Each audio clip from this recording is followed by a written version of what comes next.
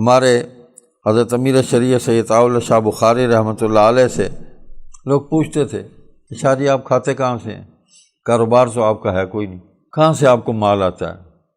بعض لوگ تو یہ سمجھتے ہوں گے شاید انگریز مال دیتے ہوں گے ان کو، جن کے خلاف ساری زندگی انہوں نے خرچ اور صرف کر دی، کھپا دی ان کے اقتدار کے خلاف، ان کے تسلط اور ان کے قبضے کے خلاف کہ نکلے یہاں سے، تو ان سے کیا نفع اٹھانا تھا؟ وہ تو 50 مربع دیتے تھے کہ صرف اتنا لکھ دو کہ آئندہ میں ایسی تقریر نہیں کروں گا، یہ بھی نہ لکھو کہ میں معافی مانگتا ہوں، پتہ تھا یہ لفظ نہیں لکھے گا معافی کا۔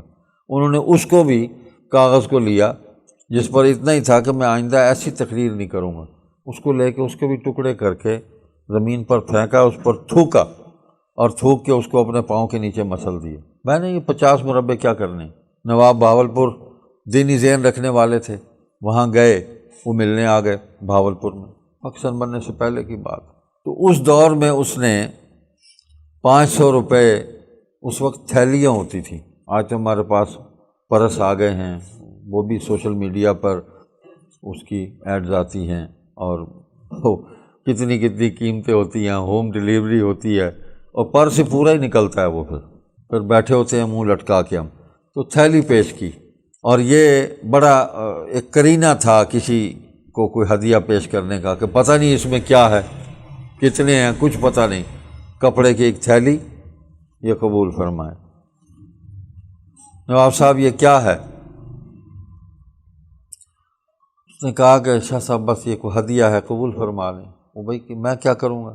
کتنے ہیں؟ انہوں نے کہا جی 500 روپے۔ اس دور میں 500 روپے کوئی موازنہ نہیں آج کے دور میں کہ وہ اس کو ملٹی پلائی کریں کتنے پیسے بن جائیں گے۔ تو شاہ صاحب نے کہا کہ ایک روٹی صبح مل جاتی ہے، 2 مل جاتی ہیں کھانے کو، اور شام کو بھی مل جاتی ہے، تو روٹی کی تو مجھے کوئی حاجت نہیں ہے، کوئی مسئلہ نہیں ہے، مجھے مل جاتی ہے۔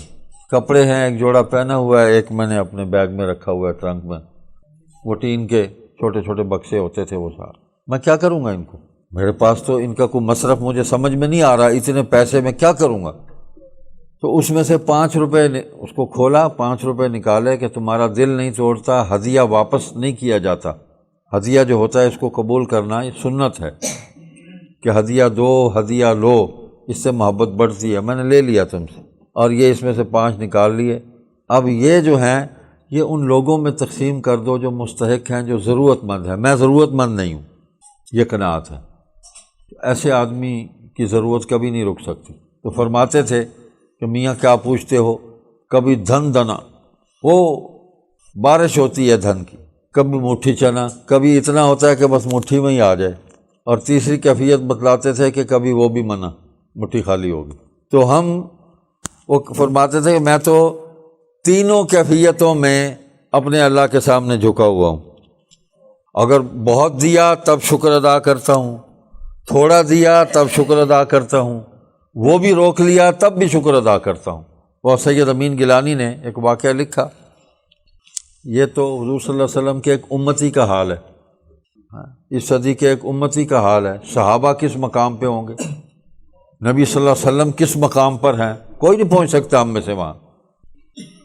اس نے کہا کہ شاہ جی بیٹھے ہوئے تھے، پریشان تھے، گھر میں کوئی کھانے کے لیے پیغام بھیجا لیکن کھانا نہیں آیا، مولانا طاہر المحسن گھر میں موجود تھے رحمۃ اللہ علیہ، نہیں ہوگا انتظام، تو پریشان بیٹھے ہوئے تھے کہ اتنے میں ایک بوڑھا جو ہے وہ بیٹھک میں، دروازہ گلی میں کھلتا تھا، وہ داخل ہوا، السلام علیکم۔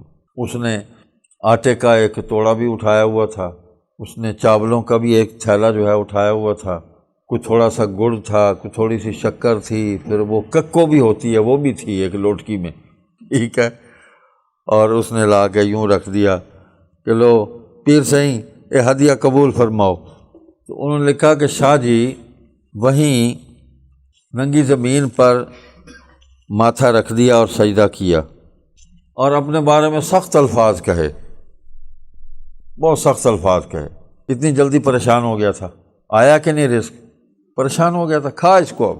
تو یہ ہے بڑا مشکل کام، لیکن جس کو اس مشکل کام کا اس کو چسکا پڑ جائے نا، اس کی زندگی پھر یہی ہوتی ہے، اسی میں اس کی حیات ہوتی ہے، اسی میں اس کی خوشی ہوتی ہے کہ میں اپنے رب سے جڑا ہوا ہوں۔